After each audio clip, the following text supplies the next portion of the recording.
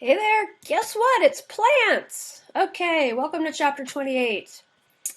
By the end of this chapter, you should be able to discuss the ecological importance of green algae and land plants. You should be able to describe the evolutionary adaptations that allow plants to do their thing on land, and life cycles. For green algae, non-vascular plants, seedless vascular plants, gymnosperms, and angiosperms. Okay, so there is a group called the Viridiplantae, and they are the green algae and the land plant. So it's like a combo, okay? So if you were looking at another textbook, they might tell you that algae are protists and deal with them in the protist chapter. But in this book, they take a more modern approach and combine those protists that are green algae with the land plants in the massive group, the Viridiplantae, okay? So if you're confused about what an algae is versus a land plant, by the way, not all algae are Viridiplantae. Only the green algae lineage is Viridiplantae. The brown and the red algae, nope, they're out. They're not in this group.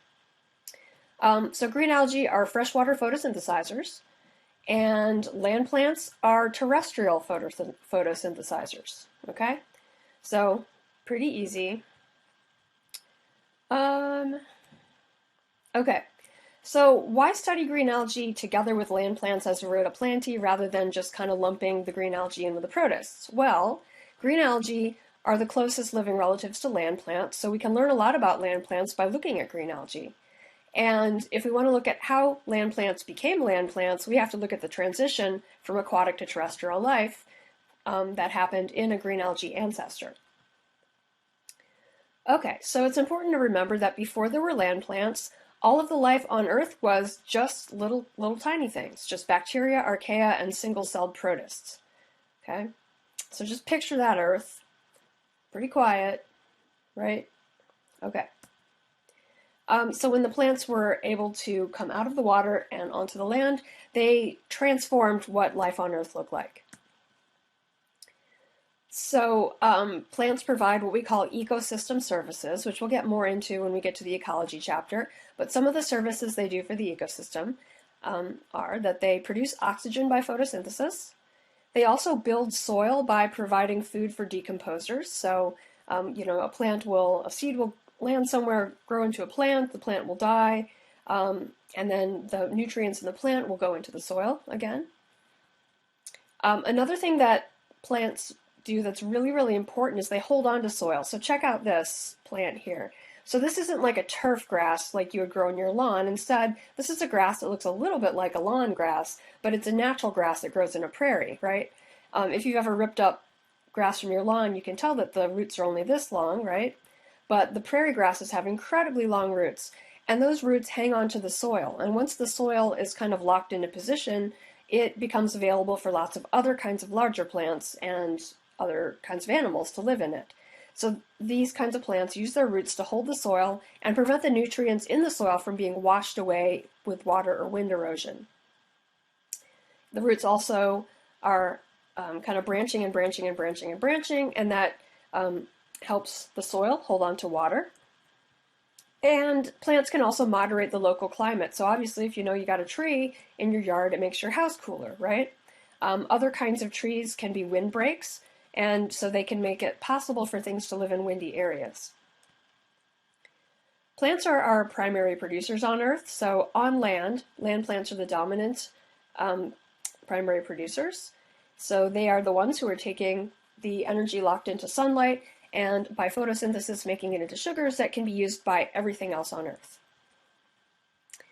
All right, so when the land plants are undergoing photosynthesis, meaning they're taking carbon dioxide from the atmosphere and using it to make sugars, they actually fix much more carbon dioxide than they release. So what do I mean here? Well, plants undergo photosynthesis, right? They take in carbon dioxide and make sugar, but the plant also needs to be able to power its cells, right? So plants undergo photosynthesis. Plants also have to undergo cellular respiration, right?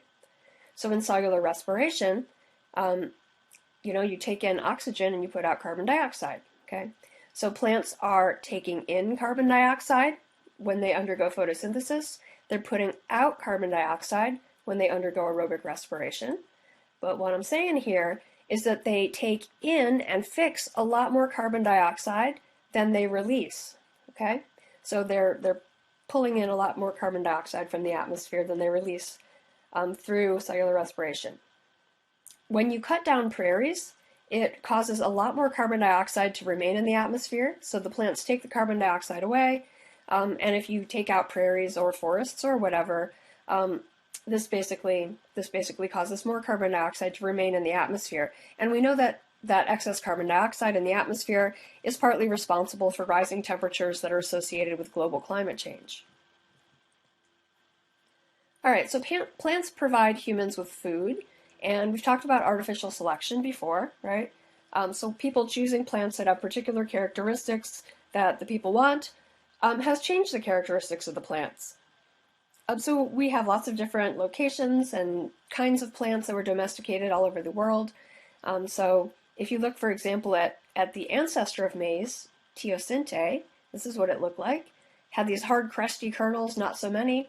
And by picking the teosinte that had more and more of these kernels, you end up with domestic maize. And if you want to learn more about this, I talk about this in Bio 3401, if you're interested. So, we use plants for fiber and building materials, like clothing, rope, towels, and linens. Obviously, we make houses and furniture out of wood, and we use all sorts of plant fibers to make paper. You may not know this, but about 25% of US prescriptions include one plant-derived molecule. So we really need plants for medicine. And one thing to note, the plants aren't making us medicine because they love us. The plants are usually making these chemical compounds as a way to repel herbivores, and we have found a way to hack into those chemical compounds and use them for our own health and benefit. All right, you guys, anyone name a medicine that comes from plants? Anyone? Dog? Well, I eat grass all the time when I want to throw up. Okay, ew, just don't do that. Also, the grass doesn't have anything in it. It's just because the grass are long, gross pieces of, ugh. Okay, no, grass is not medicine. Well, if it was marijuana, it could be medicine. Okay, yes, that's true. If you meant marijuana, that is something that is medically used for the treatment of different kinds of eye conditions and nausea, right? Okay, good. Anyone else? Yeah, I think aspirin comes from willow or something like that. Yeah, aspirin, yep. Anything else? Yeah, I heard that morphine comes from poppies. Yeah, that's true. Morphine does come from poppies. All right, well, I have a list for you of some things. So the opium poppy produces codeine and morphine.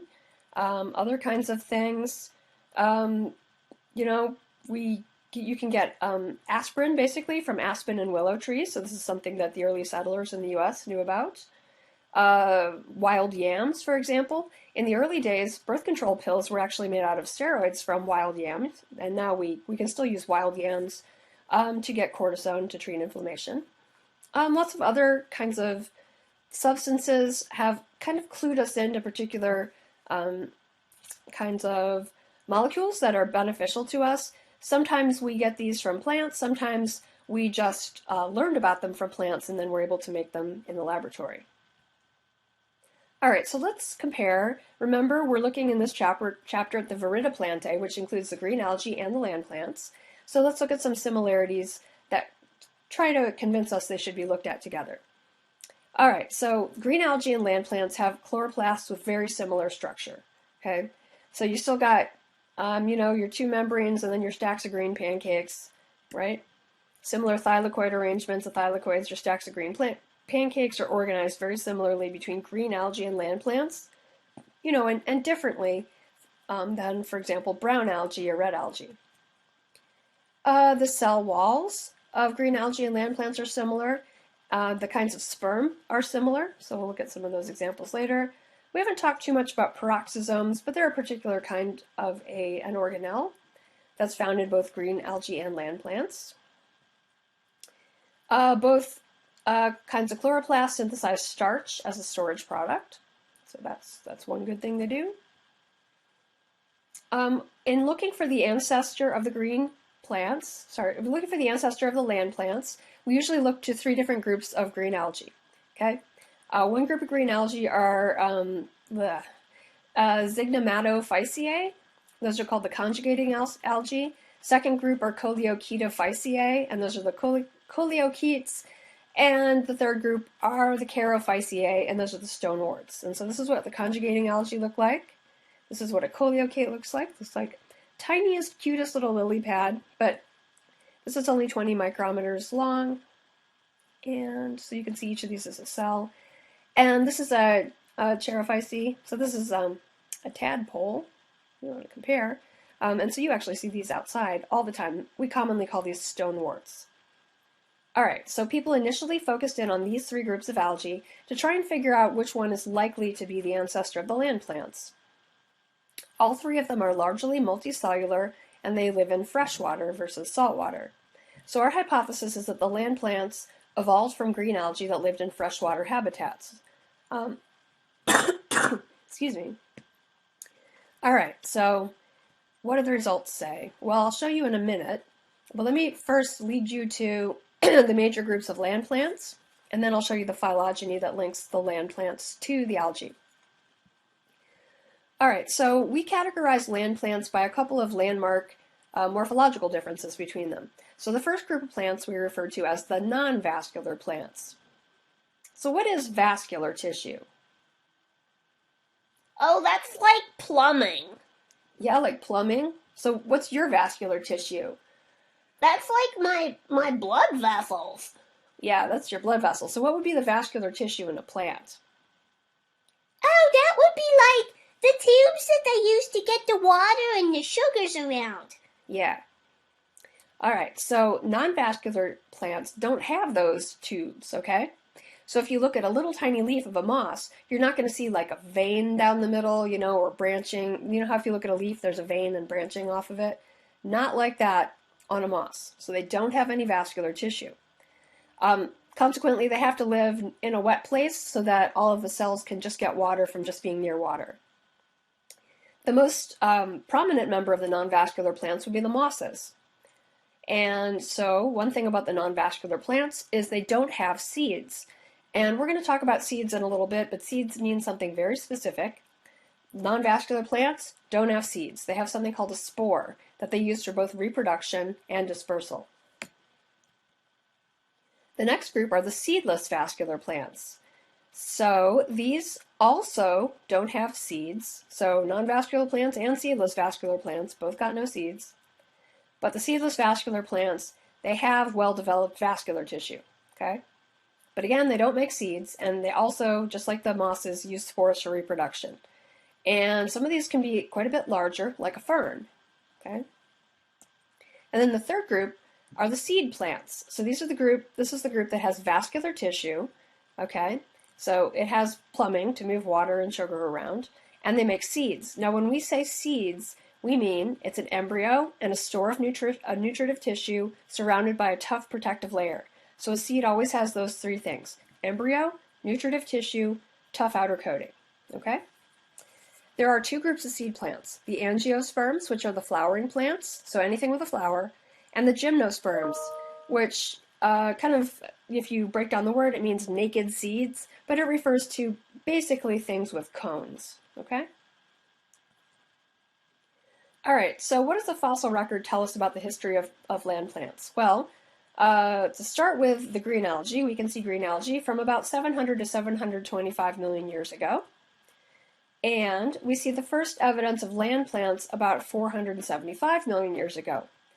And so this obviously supports the hypothesis that green algae were there first and then land plants later. They're also in approximately the same locations as each other. So that's good news for that hypothesis. All right, so here we go. 475 million years ago, we get the origin of land plants. So we start to see stuff around that as a cuticle and spores, and then sporangia, which are structures that make spores. And so there are 5 major events as land plants have diversified on Earth. So the first one happened around 460 million years ago. And so this is when you see most of the major morphological innovations occur. So you start to see stomata, or holes in the leaves that can open and close. vascular tissue, roots, and leaves. Okay? And after these innovations occurred, you have the Silurian-Devonian explosion where you have lots and lots and lots of different kinds of plants. Okay? Vascular plants. All right. About 359 million years ago, you start to see extensive coal-forming swamps. And so this is the Carboniferous. So this is all of the stuff that, basically got compressed to make coal. And if you looked around, you would find lots of mosses and horsetails abundant at this time. Around 299 million years ago, you start to see gymnosperms in greater quantities, and so you have the ability to move out of just the wet areas like you had for the ferns and mosses and move into drier areas too. So you have green plants blanketing wet areas and dry areas. And then 145 million years ago, you start to see a flower appear, and then flowers become diversified very rapidly by adaptive radiation, and now we're in an era where most plants that you see are likely to be an angiosperm. Okay, so this is the phylogeny of the Viridiplantae. Okay, so as an outgroup here, we're going to show you, let's see, we have the red algae and the glaucophyte algae, right? All right, so this is this part here. Here's the Viridiplantae. Okay, so starting here is the ancestor of all the Viridiplantae, and this is the ancestor that has chloroplasts that contain chlorophyll A and B and beta carotene. So do you remember from 1113 you did those the liquid chromatography? Remember where you had the nasty smelling solvent and you made like an extract of basically you ground up some plants and put them in a little bit beaker and you let it soak up the side of a, remember that? Remember that back in the day? You got a piece of paper with lines on it and those represented the chlorophyll A and B and the beta carotene. Remember? Okay. So everything in this phylogeny here has that chlorophyll A and B and beta carotene. Okay. And so we already talked a little bit about the stoneworts, the Coleochaetes, and the conjugating algae. Based on DNA-based phylogenies, we think that the Zygotematophysinae, the conjugating algae, are the closest relative to the land plants. Okay. All right, so here we have the non-vascular plants, all right, and then, so that includes the liverworts, the mosses, and the hornworts. Take a look at that, think a little bit about whether you think it's monophyletic or not. Next we have the seedless plants, which includes the club mosses, the whisk ferns, the ferns, and the horsetails. And then we have the seed plants, which includes the gymnosperms and the angiosperms, okay? We'll get into the gymnosperms in a bit, but these are all guys with cones, and these are ones with flowers. Okay, some things to note. The green plants are monophyletic, okay? So these are all the green plants, one ancestor and all of its descendants, monophyletic. Green algae are paraphyletic, right? Because the group of green algae includes these four groups, but it kicks out the rest of the tree, right? So you have here, here you get to this point here and you're including this descendant, but not any of these descendants, okay? Zygotematophysinae is the closest living relative of land plants, as I mentioned. And so, yes, land plants evolved from a multicellular freshwater green algae as indicated by DNA-based phylogenies. All right. Land plants, monophyletic, okay? So we think that there was just one successful transition from plants living in freshwater to living on land. So that occurred here. So it's this ancestor and all of its descendants. All right, so we think that the first land plants were non-vascular seedless plants, okay? Like liverworts, mosses, and hornworts. We think that they're the most ancient group because we find fossil evidence of them going back the farthest. All right, the non-vascular plants are paraphyletic, right? Because the ancestor of the non-vascular plants is here. A monophyletic group is an ancestor and all of its descendants, so all of the descendants would include everybody, right? but these aren't the non-vascular plants, only these three are. So the group is paraphyletic. The seedless vascular plants are also paraphyletic. If this is the ancestor and these are all the descendants, this group here is monophyletic, but then the Lycophyta, the club mosses, aren't in that same group, right? Okay, so the seedless vascular plants are paraphyletic. But if you go here and just look at the vascular plants, so if we go back to all of the vascular plants right here, that's a monophyletic group. We think the vascular tissue only evolved one time. All right, the seed plants, if you follow this ancestor and all of its descendants, are monophyletic. We think that the seed evolved only once in the history of plants. And then the gymnosperms and the angiosperms are each monophyletic groups. Okay? All right, so which of the following groups of green plants is a monophyletic group? I don't remember what the phylogeny looked like. There you go. Thank you. Okay, so why don't we go one at a time? All right, Bird, tell me what you think. What about the non-vascular plants? Wait, which ones are the non-vascular ones? Well, the non-vascular plants are usually what are referred to, see right here, non-vascular plants, as the liverworts, the mosses, and the hornworts. Oh no, they're not monophyletic, because it's their ancestor, right near that spot where it says ability to live on land, that ancestor and all of its descendants will be the whole tree. Yeah. Well, not the whole tree, just from here down. Yeah. All right, Cat. Why are you always calling on me? I'm not. All right, what about the seedless vascular plants? They're paraphyletic. Yeah, why are they paraphyletic? Because they're not like all one lineage. It's like one goes one way, the other goes the other way.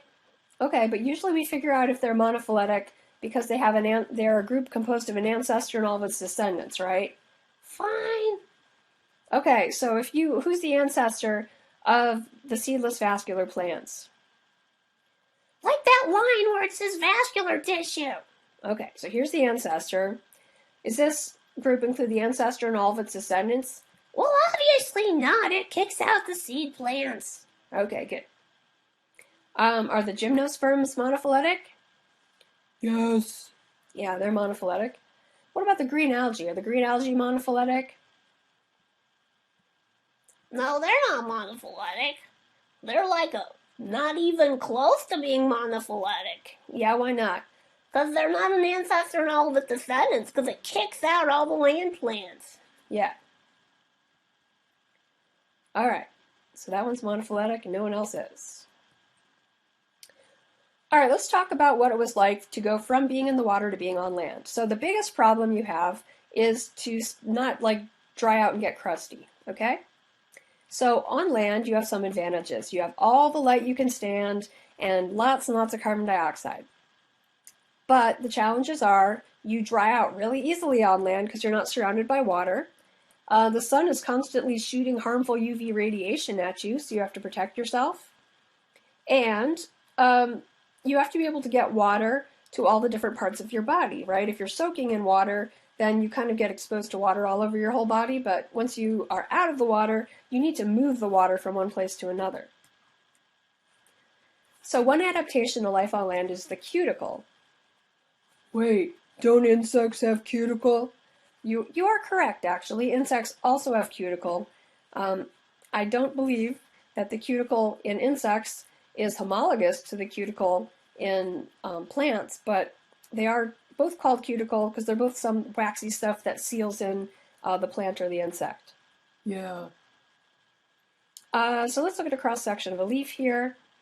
Okay, so there's cuticle, this waxy coating on the top, and underneath you have the cells that are undergoing photosynthesis, and then you have cells here where there's lots of spaces, okay? And the spaces allow gases to get trapped within the area of the leaf, and then the gases can come in or go out through these holes called stomata. Stomata plural, stoma singular. So the hole is the stoma, or the plural stomata, and there are two cells called guard cells on either side of the hole that can open or close. All right, so the point of cuticle is to seal the moisture into the plant. However, it can also end up keeping carbon dioxide out of the plant, and then stomata are the pores between guard cells that open and close to let gases in and out. Second problem of life on Earth is protection from UV radiation. So when basically all of us are exposed to UV radiation all the time, right? And that one reason why this is bad is that UV light can damage your DNA and cause you to get what are called thymidimers, thymine dimers, thymidimers. I feel like I've heard it referred to that way. Maybe it's a joke. Anyway, they're thymine dimers, and it just means that a couple of your thymines get stuck to each other, and so when your DNA gets copied, for example, like in your skin cells, it creates a little bubble here, so that creates a mutation. If that part of DNA is supposed to, I don't know, do something important like prevent you from getting cancer cells, then you may get cancer cells, okay? This is how we get skin cancers. Same problem happens to plants. So UV light shines on them, and then they get kind of surface mutations. And when they're in the water, plants don't have this problem because the water filters out a lot of the UV light. But on land, they are just exposed to UV light shining on them all day long. So the thought is that when the algae colonized land, the only plants that could survive it were plants that had UV light absorbing compounds. And so if you look at modern plants, they do have UV absorbing compounds called flavonoids that protect plants from DNA damage. All right, so the third thing that plants need on land was vascular tissue. Okay, so the very earliest land plants were like really small and low to the ground, and so they kind of live in moist soil near water. But then later, when plants grew taller, to get better access to sunlight, they had to have some internal structure to make them stand upright. And so early land plants grew upright with these elongated cells that are organized into tissues. And they had some very simple cellulose cell wall type cells that moved water from one place to another. So the earliest cells that were moving water from one place to another had these simple water conducting cells. So basically this is just a long cell, right? And it doesn't have very much structural support, so it can't be very big and it can't move the water very far. And so this is the kind of structure that you see. Oh, sorry, and the cell wall just has your ordinary cellulose in it like you have in all your other cells, okay, if you're a plant. And you see this in fossils and also present-day mosses. So that's how mosses move water around. Can't move it very far. Don't have very good kind of reinforcement for these cells, so plants can't get very large. Okay, next you start to see the very first simple vascular kind of tissue. And so the cells are reinforced with lignin, right? So they still have their primary cell wall, the cellulose that all the other plant cell walls have, but they also have lignin in rings. So a little bit of structural support. All right, later you start to see tracheids. And so these allow increased structural support, and tracheids are found in all kinds of vascular plants. So now you have your cellulose cell wall on the outside like usual, and then on the inside you have kind of a, see how it was just in little rings here? They've all fused together to make the secondary wall made of lignin, so that's very strong. It has holes in it so the materials can get in and out of cells, and then at the ends of each of these tracheids they have kind of a little sieve or like something that has little, I don't know, holes in it so the water can get from one cell to the other. All right, and then finally, you get the most complex kinds of vascular tissues called vessel elements. And so these are only found in angiosperms, flowering plants, and then also a kind of a gymnosperm called a neophyte. And so these are much bigger. They have, again, the primary cell wall with cellulose and the secondary wall with lignin. And then they have these really large perforations that are specialized to be able to let water to flow through.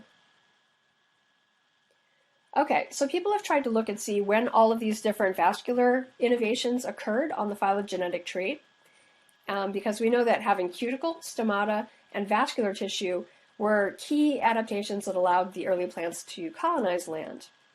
But let's kind of look through this, because it's a bit confusing. there's some adaptations to dry conditions that evolved one time. So for example, we see cuticle and pores occurring over here when the land plants came on land. We see stomata appear in everything but the liverworts. We see vascular tissue appear with the start of the vascular plants. And we see proper roots and tracheids occur over here, including some of the seedless vascular plants and then all of the gymnosperms and angiosperms. Okay, so those things evolved one time. There's also convergent evolution. What's that? Convergent evolution? That's when you have traits evolving more than once in different lineages happening separately. Yeah. So we have vessel elements. So those are those big tubes that allow lots of water to pass through, occur separately in club mosses, ferns, Gnetophytes, which are kind of a gymnosperm, and the flowering plants. Okay? All right. So there were three major innovations that allowed plants to reproduce in a dry environment. The first one were spores. So spores are structures that resist drying because they're encased in a substance called Sporophyte-dominant, which is very tough and resists drying out. Gametes were the second innovation, right? So sperm and eggs that are produced in complex multicellular structures that we'll look more at in a minute. Embryos that are retained on and nourished by a parent plant. And so let's look at some of these. So when we refer to a gametangia, it is kind of like, you see how it has the word gamete in it? Yes. Right. So it's something that's making gametes, okay? So gametangia are specialized reproductive organs. So we have kind of a male one and a female one. So the antheridia is the male one and the archegonia is the female one. If you need something to remember it by, remember on a flower, the male parts are called the anthers. Okay. So the goal of the gametangia is to protect the gametes from drying and also from getting physically damaged. And all living land plants except angiosperms have gametangia. In angiosperms, they have something that does the same thing, but it's called something different. So there are male and female gametangia. Okay, like I just said, antheridium is sperm producing and archegonium is egg producing. So this is the antheridia. We'll look at these in lab a little bit. So they contain sperm. So these little parts in here, they're making sperm. Here, this is a moss. Okay, and so these will either produce an archegonium, which produces eggs, or an antheridium that makes sperm. And you can think about the gametangia as being analogous to the testes and ovaries of animals. Okay, like testes make sperm, ovaries make eggs. So in the algae, they kind of shed the eggs, the fertilized eggs, into the water or the soil, right? And they just grow on their own. But land plants retain the embryos. So the eggs will form inside of this archegonia here, right? So the eggs are being made inside the female archegonia, and they're fertilized in here, and then they stay in here. So this keeps them nice and moist and protected. So the ability to retain embryos was a key event in land plant evolution. So sometimes people will look at the lineage of everything that has gametangia and refer to it as the embryophyta, or the embryo plants. I don't think you need more words to memorize, so I'm never going to ask you which ones are the embryophyta, but just keep that in mind. Hey, remember alternation of generations? Anyone? No. Well, okay, I'm going to remind you. Great. All right, so all land plants undergo alternation of generations, which means they alternate between their gametophyte form, which is a multicellular haploid phase, and the sporophyte form, a multicellular diploid phase. So here's our charophyte over here. I've probably mispronounced this name. And in these cells over here, it has some cells that produce sperm and some cells that produce eggs. So the sperm are produced in the middle, the eggs are produced over here. Sperm meet eggs, right? So they're fertilized to make a zygote. The zygote will undergo meiosis to make haploid spores, and then those will land somewhere else and make another charophyte. All right, remember this? Yes. Well, are you going to say it with me? If I have to. Yeah, you should. You should sit here. And I recommend everyone at home just roll your eyes and ironically appreciate how dumb this is, and then just say it with me, because later when you're taking an exam or trying to work on a problem or something, it'll come into your head and it'll help you figure it out. Okay? So I'm gonna point to different ones of you in the room, and you have to say these things twice. Okay. All right, you're first. Okay. Ready? Yes. All right, go. Gametophytes make gametes by mitosis. Gametophytes make gametes by mitosis. All right, you get to pick the next one. I picked the cat.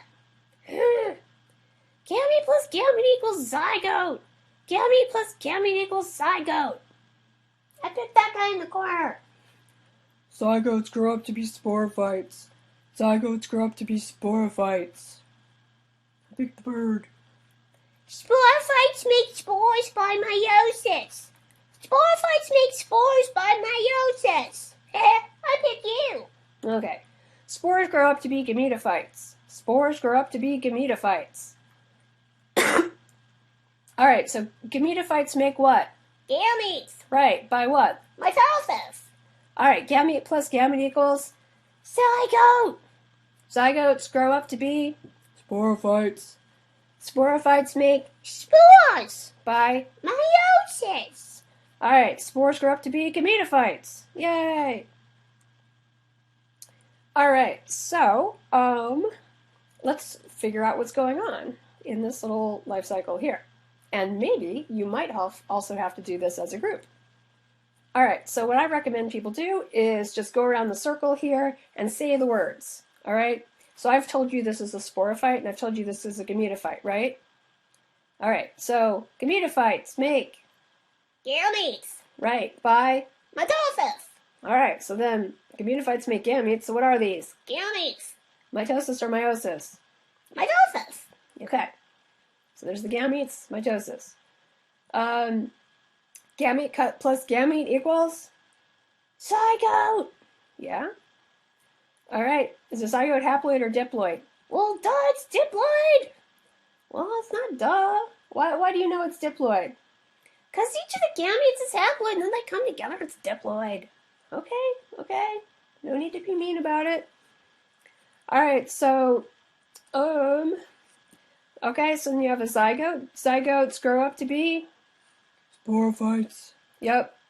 All right, so when they grow up, what are they doing? I guess it's just mitosis because they're just making more cells of what they have. Yeah, right? And so they were already diploid, right? So what are they when they grow up? They're still diploid.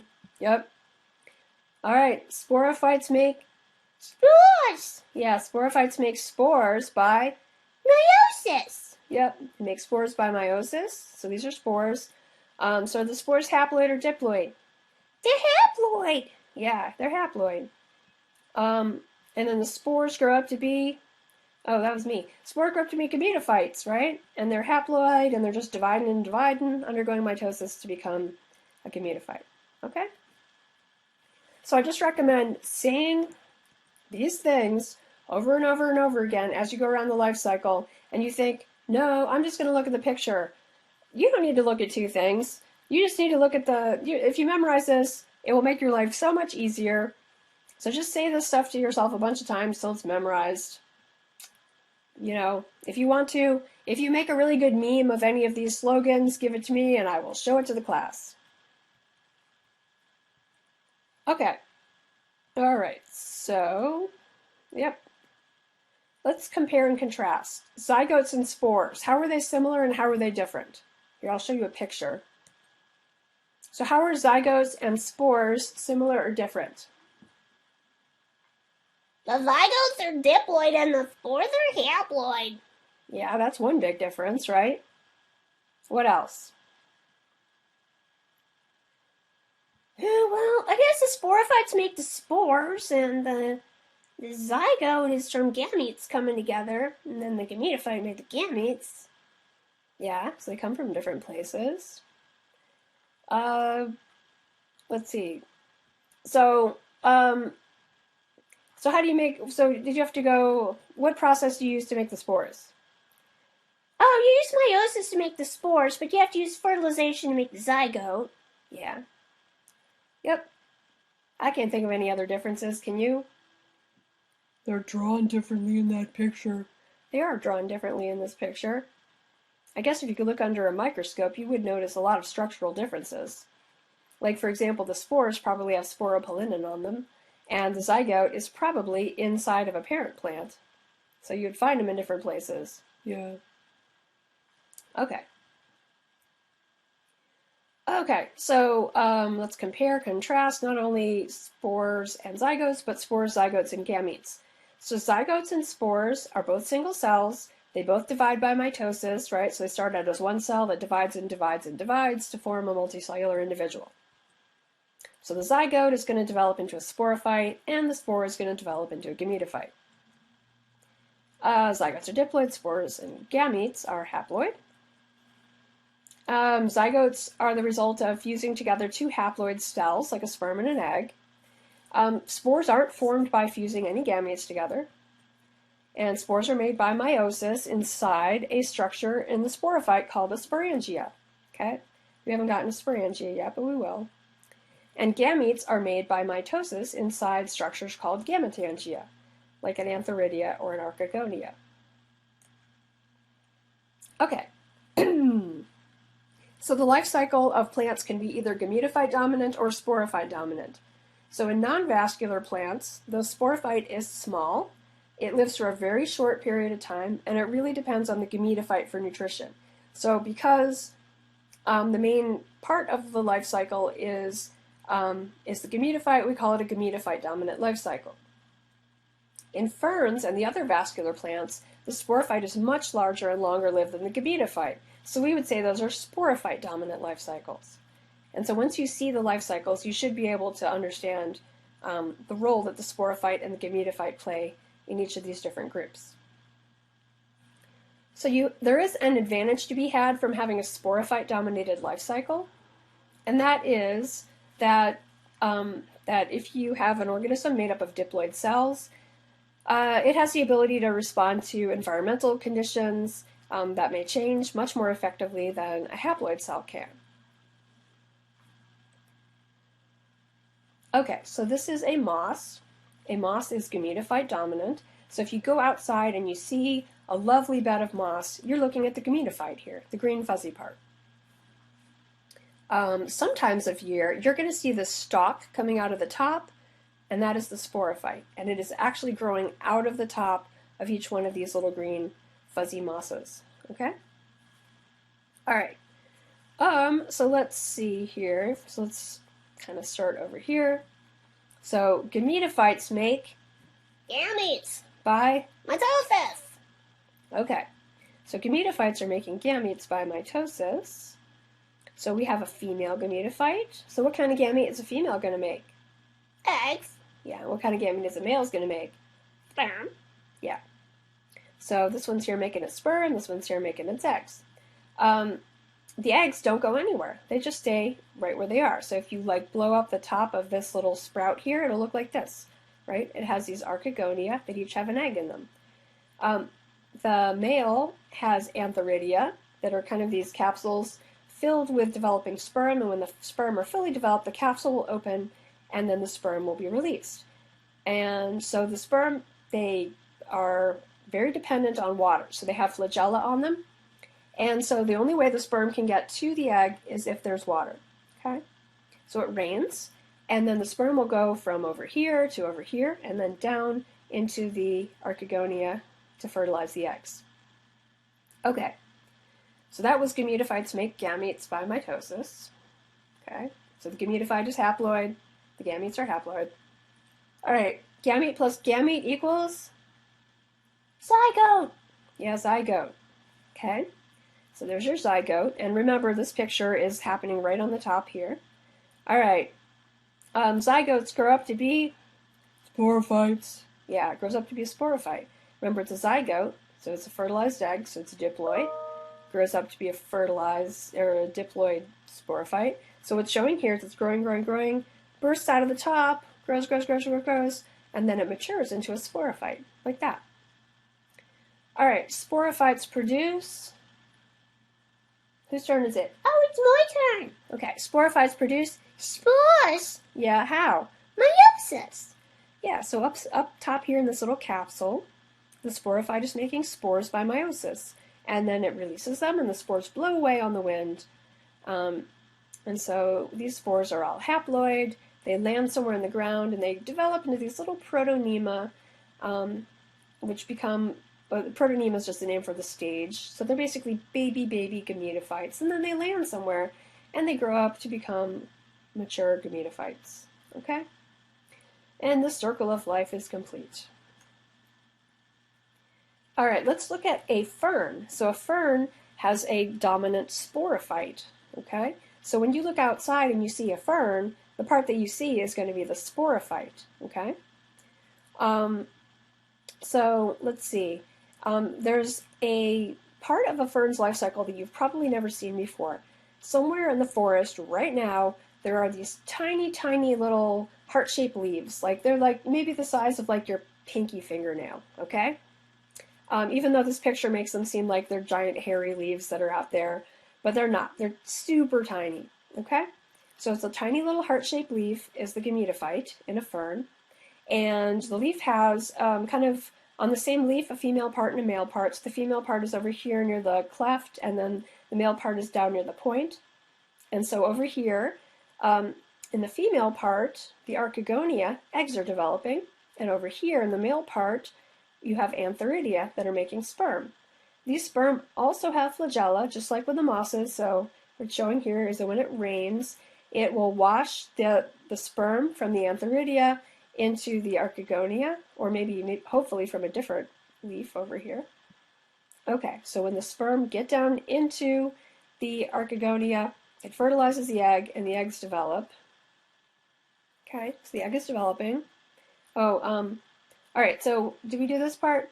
Gametophytes make Gametes. by Mitosis. yes, gametophytes make gametes by mitosis, making the sperm and the egg. Gamete plus gamete equals Zygote. yeah. Here's your zygote. Zygotes grow up to be. What's a zygote grow up to be? Sporophyte. Yeah, zygotes grow up to be sporophytes. In this case, see here's the little baby fern plant growing. So it's growing right from the cleft in the leaf, right there. Growing. Eventually it gets really big. And look over in this picture. Where's the gametophyte? I don't see it. Yeah, because it got crushed to death by the sporophyte. It's gone. Oh, that's really sad. It's the circle of life. Okay, so now the sporophyte is growing, right? So zygotes grow up to be? Sporophyte. Yeah, zygote grows up to be sporophyte. Sporophyte produces? Whose turn? Spores. Yeah, by? Meiosis. All right, and you're wondering where is this happening? Well, if you were to look on the underside of a leaf of a fern, like we're going to do in lab, you'll see a little series of black dots, and that's where the spores are made. The structure that produces the spore is called the sporangia. All right, the spores are very light and are dispersed by the wind. Spores land somewhere in the ground and grow by mitosis into a new gametophyte. Ta-da! Oh, sorry, spores grow up to be gametophytes. There we go. All right, so plants can have either homospory or heterospory. Homospory means that they make one kind of spore, okay? So you have a sporangium, or like a place where spores are made. They make one kind of spore, and they produce a gametophyte that can make either sperm, they can make both sperm and eggs, so it's a bisexual gametophyte. Heterospory means that you make two kinds of spores by different structures. So you usually have a microsporangia that makes microspores, right? So you have sporangium that makes little tiny spores that grow up to be male gametophytes that produce tiny gametes called sperm. And then you have a megasporangia that makes megaspores that grow up to be female gametophytes, which make large gametes called eggs. Okay? So unlike homospory and heterospory, you have two kinds of sporangia, meaning places where spores are made. Microsporangia make microspores, which grow up to be microgametophytes. Spores grow up to be gametophytes. Gametophytes make gametes, right? In this case, the male gametophyte makes sperm. Megasporangia produce megaspores, so spores grow up to be gametophytes. In this case, megaspores grow up to be female gametophytes. Gametophytes make gametes, and in this case, they make egg gametes. All right, so let's think about pollen for a minute. Compare and contrast to non-vascular and seedless vascular plants. They have no pollen. Instead, their sperm have to swim to an egg, okay? So in non-vascular and seedless vascular plants, you have to have water for fertilization to occur. But the innovation of developing a pollen grain in land plants allowed these plants to live in dry habitats and still be able to reproduce. So they don't need water for fertilization. Instead, you have tiny little male gametophytes covered in a tough coating of sporopollenin. And so you can have pollen out there for a long period of time and it won't even dry out at all. It can get blown on the wind to the female gametophyte, or you can have animals like bees or something like that carry it from one place to another. Okay. So one downside of retaining the embryo inside the parent plant is that the baby is going to be born in exactly the same place as the parent, right? So in a fern or a horsetail, the sporophyte has to live in the same place as the parent gametophyte.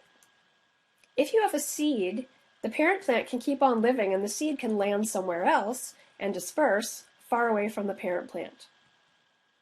So a seed is defined as a structure that has the embryo, a store of nutrients from the mother, and a tough protective coat. So you got to have those three things for it to be a seed.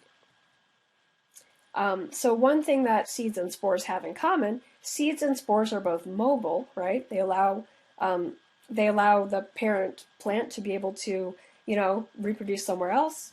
But the problem with a spore is that it doesn't have the nutrients. So a spore can only last for a short period of time before it dies. So if a spore doesn't land somewhere great, it's going to die right away. A seed, however, has all of these nutrients stored in it, so a seed can land somewhere and then, get blown somewhere else and get blown somewhere else and then maybe finally find a place to grow. Okay, so we are going to look at the pine tree as a typical gymnosperm, a cone-bearing plant that has heterospory, okay? So let's start with this big old sporophyte on the left. So sporophytes make Spores! Yeah, they make spores by... Whose turn is this one? Oh, it's a sporophyte that makes spores by meiosis. Yeah, and it makes two kinds of spores, right? It makes microspores that will become sperm, and it makes megaspores way over here, or maybe this is the megaspore here by this point, that becomes so the megaspores by meiosis. So there's the microspore and there's the megaspore. The microspores are made in the tiny little pollen cones that are found at the ends of the branches. The megaspores are made by these ovulate cones that are found further down on the branch. So when you go find a pine cone on the ground, it's an ovulate cone. All right, so microsporangia is the place where the microspores are made, right? So sporophyte makes microspores by meiosis. Microspores grow up to be gametophytes. So there is your gametophyte. A gametophyte, a microgametophyte in a gymnosperm is the same thing as the pollen grain. So the male gametophyte is the pollen grain. Looks like that, little Mickey Mouse ears. All right, let's get back to the female cone. All right, so on the female cone, it has these two ovules on either side that contain the megasporangia. And so those are going to make, so here's the megasporangium, and it's going to make the megaspore, which is this blue one right here. There's your big blue megaspore. It is going to make 4 products, so that's the megaspore, and then these 3 other little products over here that die. So you just have the one megaspore on each side. Okay. All right, so spores grow up to be gametophytes. So this spore will grow up to be this big blue gametophyte. Okay. Gametophytes make gametes by mitosis or meiosis? Mitosis! Yeah, mitosis. Okay. So this, I lost my cursor there. This gametophyte is making these 2 little gametes by mitosis. So there's your 2 little eggs. Okay. The pollen grain lands down here at kind of the opening of, we'll see a slide of this in lab, but kind of the opening to where the megaspore is. And so the pollen will create a pollen tube. It's work its way all the way up to fertilize the eggs right here. Okay. So then the pollen goes up the tube. And gamete plus gamete equals? Zygote! Yeah, in this case, zygotes. So you have one on each side. So you have one going fertilizing here and one fertilizing over here. So you end up with two little seeds on either side of the scale of the pine. So if you pull out a scale of your pine cone, you'll see that it has like two little seeds on it. And if you looked inside of each seed, you would see there was a tough outer coating, an embryo, and a store of nutrients. And if you're wondering where these nutrients came from, they're actually from the female gametophyte. Okay? All right, so let's see, where did we get to? So we got to gamete plus gamete equals zygote, right? So zygotes grow up to be Sporophytes. Yeah, zygotes grow up to be sporophytes, right? So the seed will land somewhere and grow up to be a sporophyte. And then it starts over again. Okay? Okay, I think I said all these words. Yep. All right, so flowers were the next major innovation in plant structures. And so in a flower, you have male and female parts, right? So you have a stamen, which is part of the male part that contains the anthers. And so the microsporangia are produced in these anthers here. And then the female parts are the carpel, and the carpel contains the ovary with ovules in it. So the ovules contain the megasporangia. Okay, so anther contains the microsporangia, ovary contains the megasporangia. You also have other kinds of specialized structures called sepals and petals. So the sepals, you know, like when the flower is forming in a little bud and it's covered with green leaves, those green leaves are the sepals, so they protect the flower. And then the petals are these modified structures here that are brightly colored, and sometimes they have patterns on them that appeal to pollinators, to be able to get the pollinators to pass pollen from one flower to another. So there's been great diversification in size, shape, and color of the flowers in different kinds of plants. You have specialized cells that make different smells, right? And so you have all sorts of associations with different pollinators. So you have some pollinators that are, you know, like animals that are specialized for these like long skinny tubes, or you know, like that. You have some that are like carrion flowers. They smell like rotting flesh and attract carrion flies. You have some plants that are bee pollinated, and so they have these kind of short open areas that the bees can forage in. Okay, so angiosperms have something even more slightly complicated called double fertilization. So I will just mention the double part when we get to it. So sporophytes make spores, right? Yeah. Sporophytes make spores by meiosis. And so we make the microspores, the male spores in the anther. So here's your microspores. Down here in the ovule, you make the megaspore. Down here in the ovule by meiosis. Okay, you got your spores. Microspores grow up to be gametophytes, so the pollen grain. In flowers, it doesn't look like Mickey Mouse anymore. It kind of looks like a big cell and a little cell smushed together. Okay, so that's the pollen grain. For the megaspore grows up to be the megagametophyte, or the female gametophyte, and so that's this big blue part here. Okay, so it's this big blue part here that has 1, 2, 3, 4, 5, 6, 7, 8 nuclei, and so those are kind of into 1, 2, 3, 4, 5, 6, 7 cells. The middle cell has 2 nuclei in it. Okay, and then this cell over here grows up to be the egg. So gametophytes make gametes, right, by mitosis. So this gametophyte made this little egg cell, this gamete, by mitosis. So here's your egg.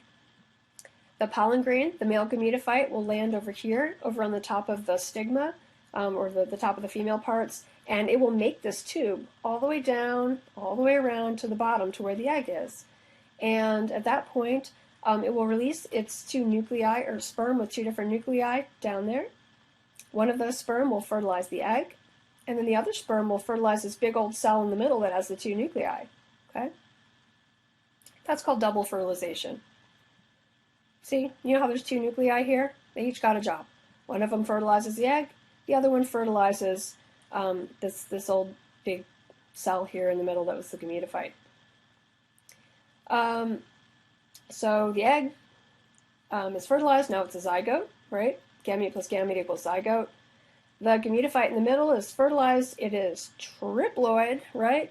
Because it had 2 nuclei and then the sperm fused with it, so now it's got 3 nuclei. And this is actually what becomes the nutritive part of the seed.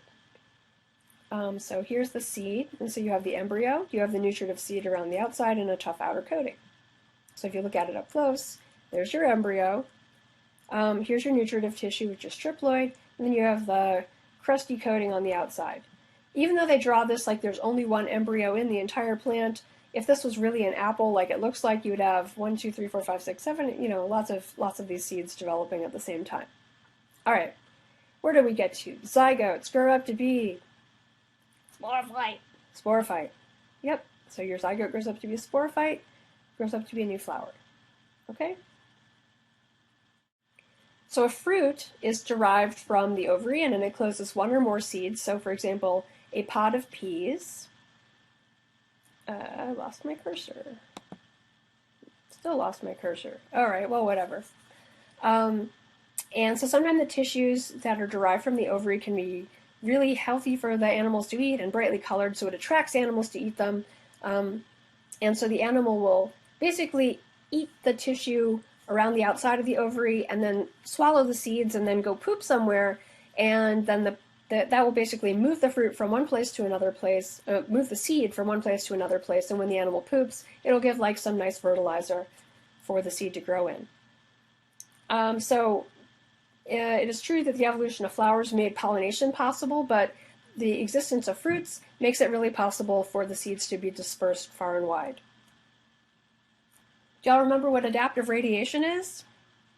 No. Are you sure you don't? No. Anybody? Yeah, it's like when you have rapid diversification from an ancestor, it's like a monophyletic group, happens really quickly, speciation really fast. Yeah, that's pretty good. So like we talked about this with the Hawaiian silver swords, where you had one silver sword colonize Hawaii and then rapidly diversify. So there was an adaptive radiation in the angiosperms because the innovation of the flower allowed them to reproduce rapidly all over the earth.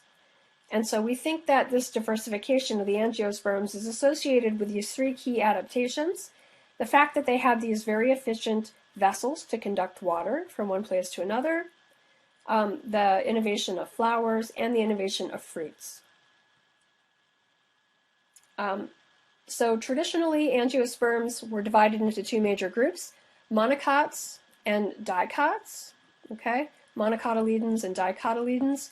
And this classification was made because some of them have either one cotyledon or one kind of embryonic, or one foods, I don't know what you call it. Cotyledon is like one embryonic leaf.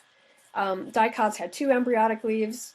The vascular tissue in monocots made the traditional, what we refer to as screaming monkey face. Oh, do I have a picture of that? No. Versus the dicots, where the vascular tissues are organized around the stem. If you look at a monocot, the veins are parallel, but a dicot, they're branching. And monocot flowers tend to have petals in multiples of 3, while dicots have petals in multiples of 4 or 5. But one problem with this distinction between monocots and dicots is, well, monocots are fine, right? They are monophyletic. But the problem with dicots is that they're paraphyletic. And so dicots have been renamed and kind of resorted a little bit into a new group called the eudicots. So some of the angiosperms, or some of the lineages of angiosperms related to magnolias were taken out of the dicots and put in their own group, and then the eudicots, I don't seem to be able to use my cursor right now, but it is a monophyletic group. And so the eudicots includes most but not all of the plants that we used to just call dicots, but it is a grouping that is now monophyletic, so it is better for our understanding of how they evolved. All right, so here's the key lineages of green algae. The first one is the Ovophyceae, and so this includes like sea lettuce. And so we looked at sea lettuce when we did our first time around looking at alternation of generations, right? We looked at the Charophyceae, those are the stonewort as a potential ancestor of the land plants. We looked at Coleochetes as also an ancestor, potentially, but then we decided that it was the Zygomatophyceae that were indeed the ancestor of the land plants. All right, non-vascular plants, which are Gametophyte-dominant, include the mosses, which you see all the time, the liverworts, which I don't know if you've ever seen one before, but it looks like this picture on the top, and the hornworts, and they're called the hornworts because they have these kind of pointy spikes that come out of the ground, and people thought they looked like horns. All right, the seedless vascular plants are paraphyletic and includes the club mosses, and we have club mosses around now, but they were very dominant during the Carboniferous period. So if you see pictures of the Carboniferous, there's often pictures of club mosses everywhere. Whisk ferns, they are around. Sometimes we see these. Yes, they can be weeds or used in landscaping. Ferns, you've seen ferns all the time, right? Let's see what else. Horsetails, or I can never say this. Equisitophyta. So these do grow in the U.S. People used to kind of call them scouring rushes. So some of the early settlers in the U.S., you can kind of break the top off of them and then use them to scrub your pans with. Pretty cool. What else? Seed plants or gymnosperms. Well, one kind of seed plants are the gymnosperms. So the seed plants include the gymnosperms and the angiosperms, but let's talk about the gymnosperms first. So this includes the ginkgos. So I don't know if you knew that the ginkgos were seed plants, but they are. It also includes the cycads that make these like 1, 2, or 3 large cones up the middle. They don't grow super well in Ohio, but they're very common in more tropical environments. Let's see, the redwoods, junipers, and yews. So those produce little berries. The pinophyta, like the pines, spruces, and firs that make cones, and then the neophytes. And so these don't probably grow very commonly in Ohio. They're kind of desert environment plants. The drug ephedrine originally came from neophytes, so the oldest known plant, I think, may also be a neophyte. And then finally, angiosperms. So we have 4 major groups of angiosperms now. There's the basal angiosperms, so these are ones that we don't consider, either monocots or eudicots. So they're the oldest living angiosperm lineages. We have the monocots, which we've talked about already. We have a group called the magnoliids, which includes the magnolia. And then finally the eudicots, which we've talked about. All right, so hopefully you have figured out how and why we study green algae and land plants, the major ideas in their diversification, what kind of lineages there are in the green algae and land plants, and what adaptations they have to the transition to life on land, including how they control water loss, how they survive in sunlight, how they grow upright in air, how they reproduce without water, and how they use animals to carry pollen and seeds.